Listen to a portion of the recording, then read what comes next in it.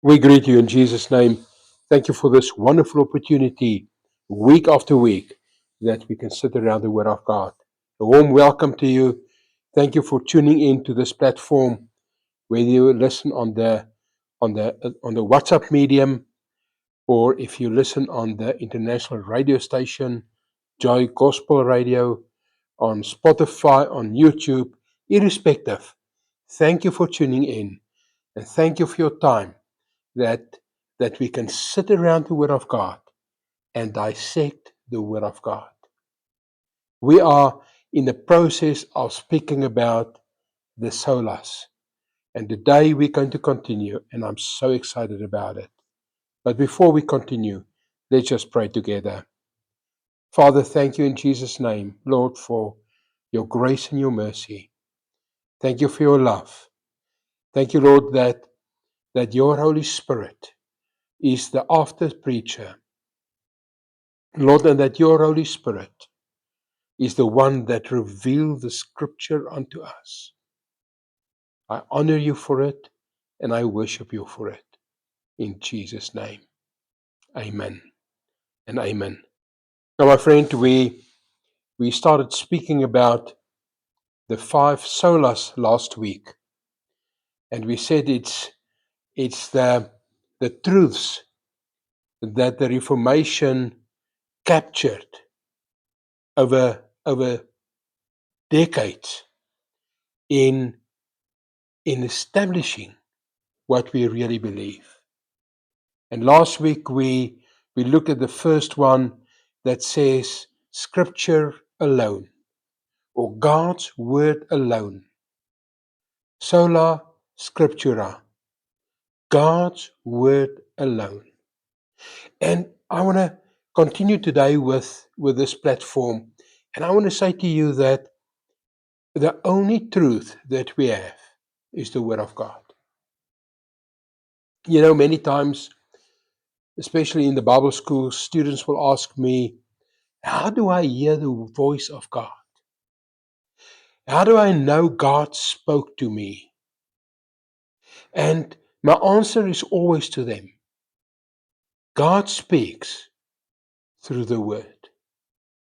God speaks through prayer and through nature and so on, but ultimately, God speaks through the Word.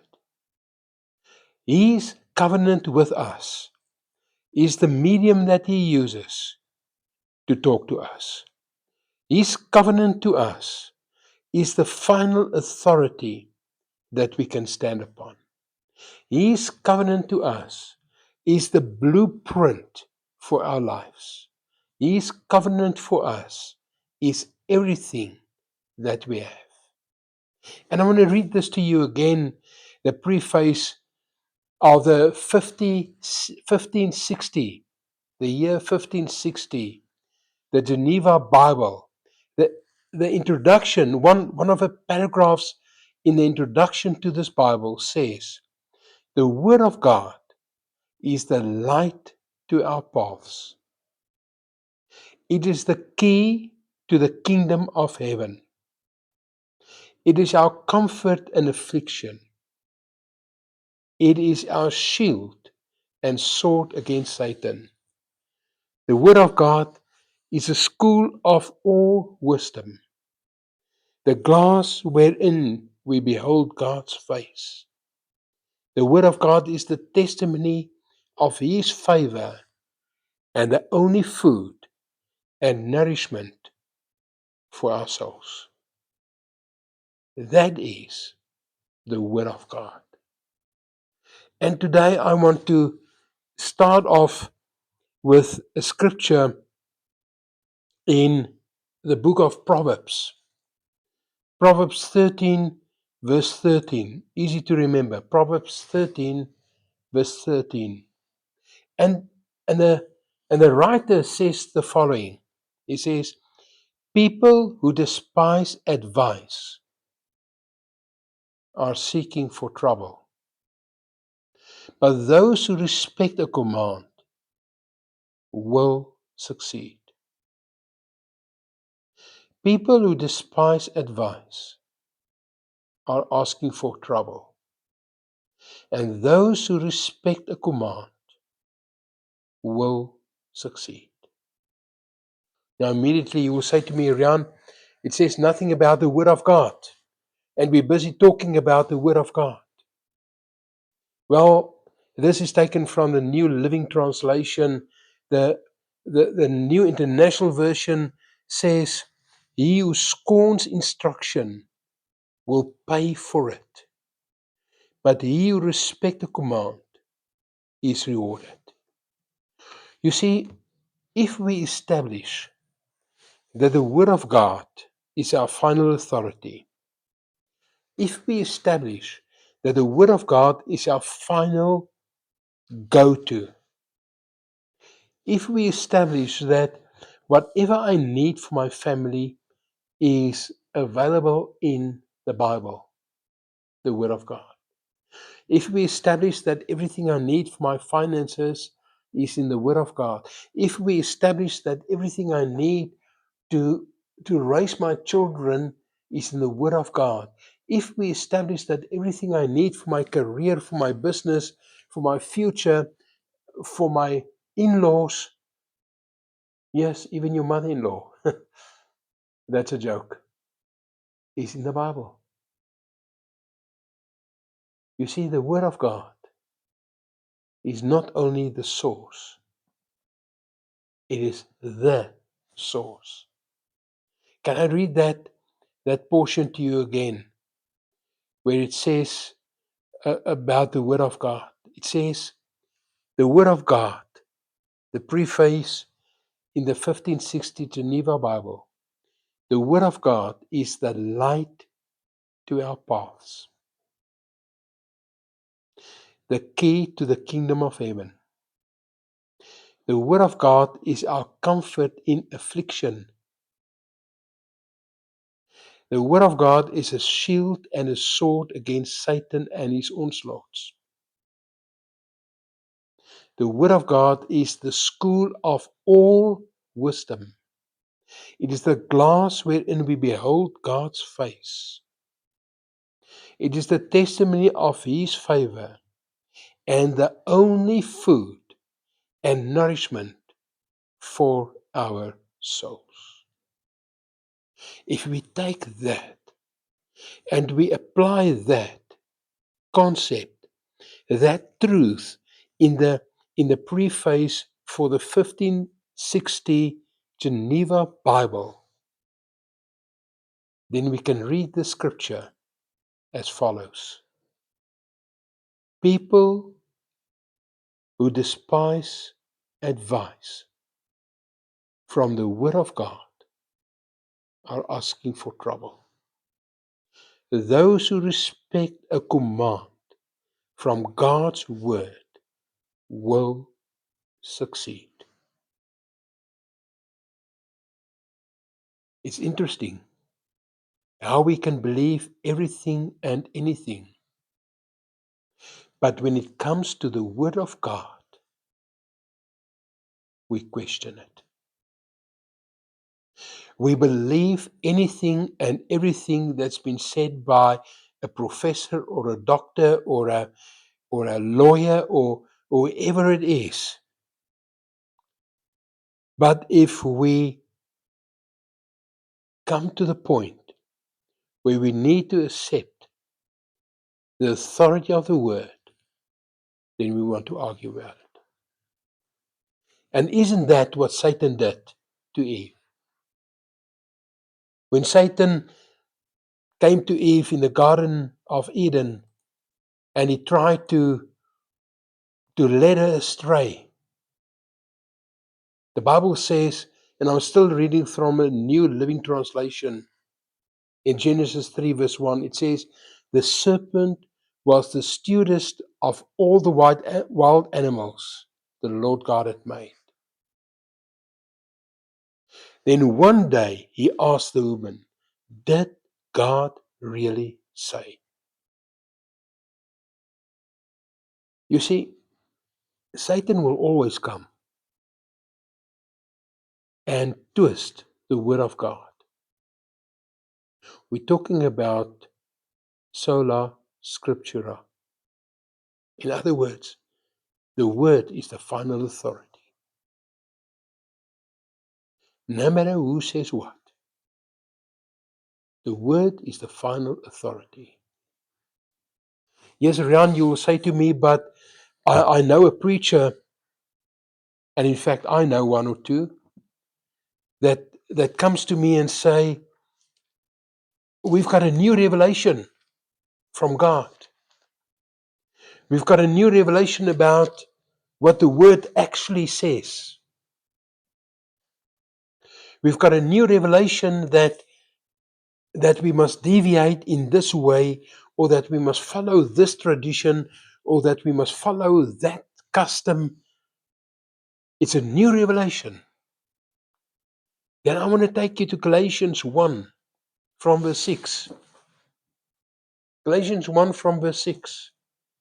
And in Galatians, Paul is addressing this issue, and I'm reading from the NIV. He says, I am astonished that you are so quickly deserted the one who called you by the grace of Christ, and are turned to a different gospel.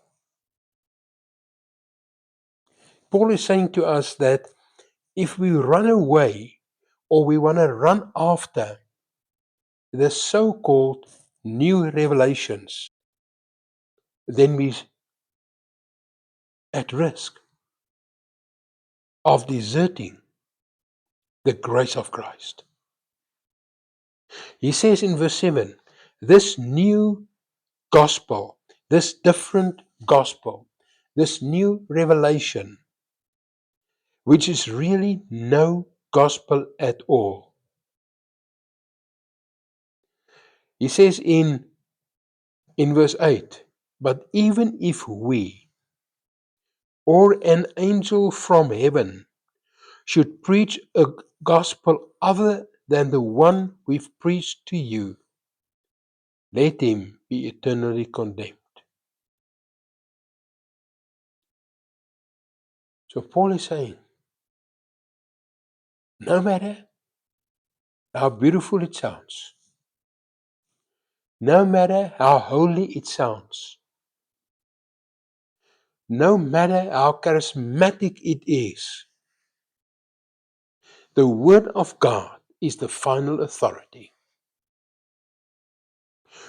Do you want to know something about marriage? It's in the Bible. I said it so many times. Do you want to know something about forgiveness? Or the so-called eye for eye? It's in the Bible. Open your Bible in Matthew 5, 6, and 7. And if we read through Matthew 5, 6, and 7, then we will realize that Jesus in the Sermon on the Mount is addressing every concern that we might have. Marriage, asking, judging, the fruit that we're bearing, treasures in heaven, prayer, fasting, about our worries, about divorce, marriage, oaths, murder, adultery. And then Jesus ends the Sermon on the Mount in Matthew 7, verse 24 to 28. And he says to the people, and this is my translation on it, he says to the people, if any of you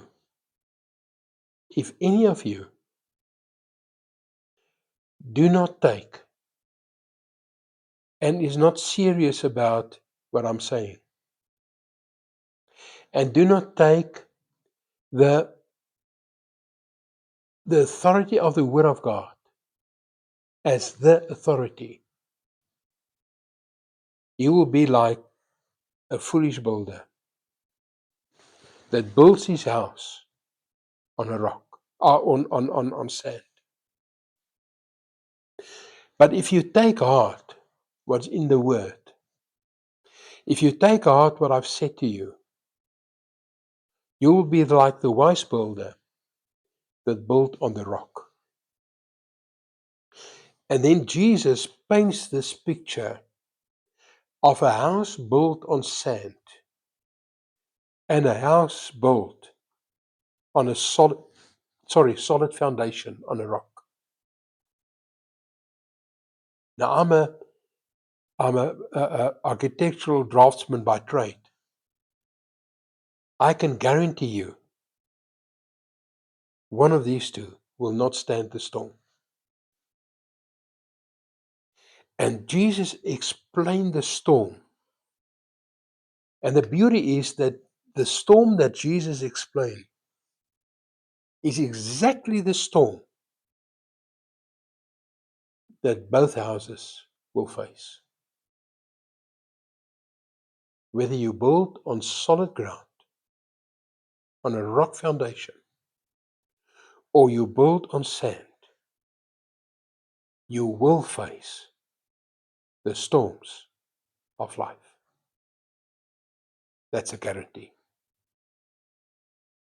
If anybody says to you, accept Jesus Christ and everything will be okay, please run away from that person because he's lying or she's lying. The truth is, the moment that we accept Jesus Christ and we make a dedicated decision that we will follow the instructions of the Word, then we can be assured that we will face storms. The difference is the house that's been built on the solid rock. In other words, the house that's been built on the Word of God will stand in the storm. Yes, there might be a crack in the window. Yes, there might be a little leak,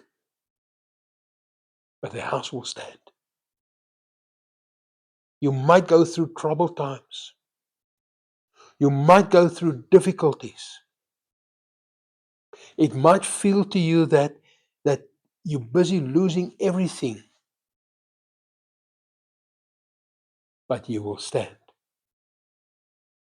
because the Word of God is your rock. Do you understand why the reformers said we cannot trust a system where I must buy my salvation or pay a church leader a sum of money to bless me? I cannot accept a system where I'm not allowed to read the Word of God, because the Word of God is the final authority in my life and in your life. And you know what? The minute that I minister this, the minute that I preach this message, I know there's challenges ahead. So I'm not sharing this with you as one that obtained the prize that do not have challenges. Trust me, we all go through the same challenges.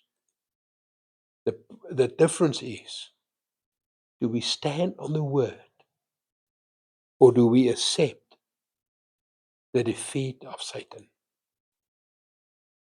You see,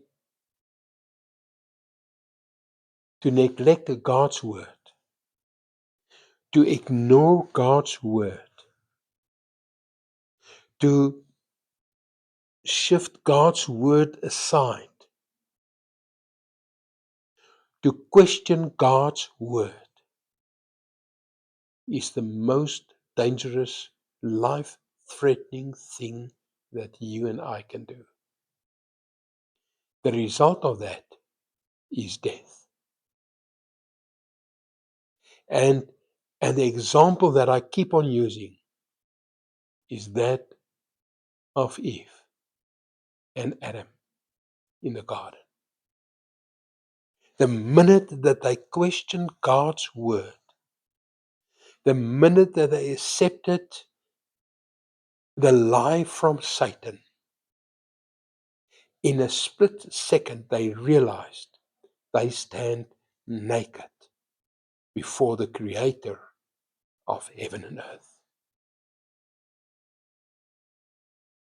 We cannot dare to question God's word.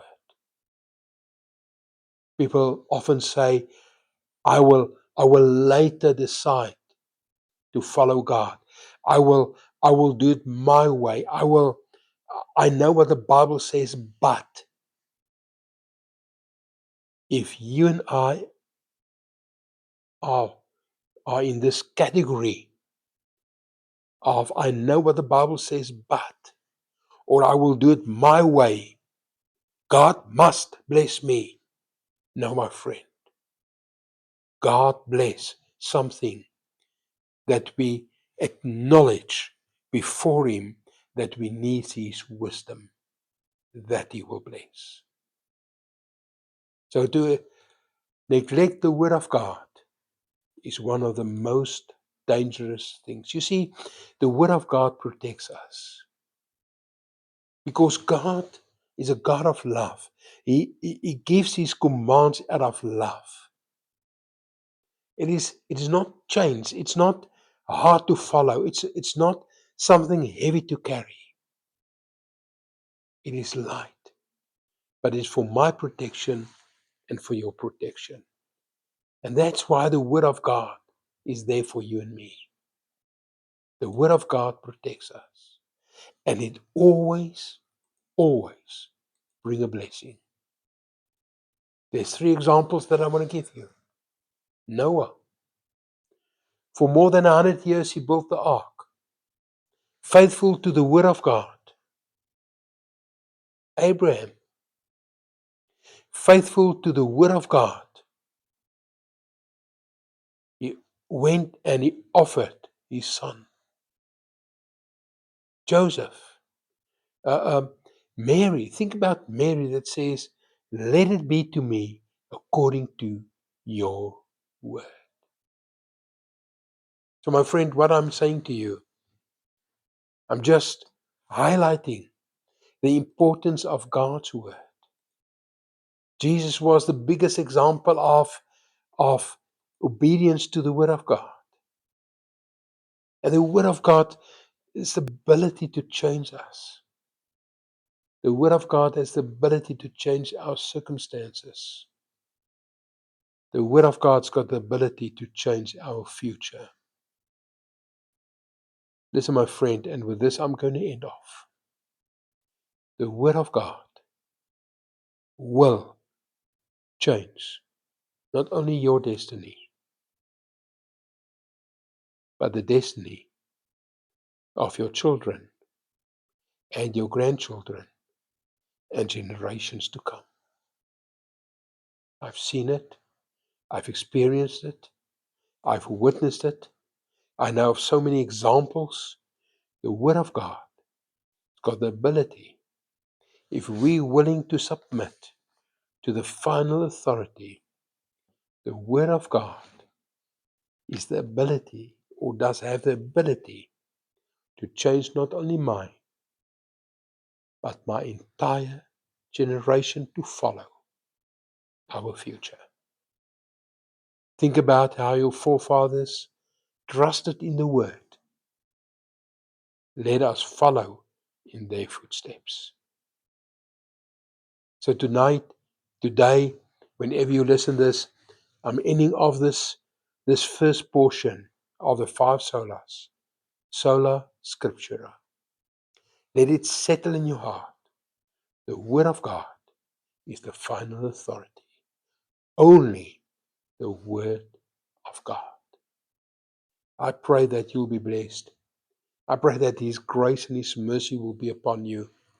I pray that you'll have peace, that whatever you touches will be successful according to His will and His grace and His mercy. Till we speak next week. Shalom.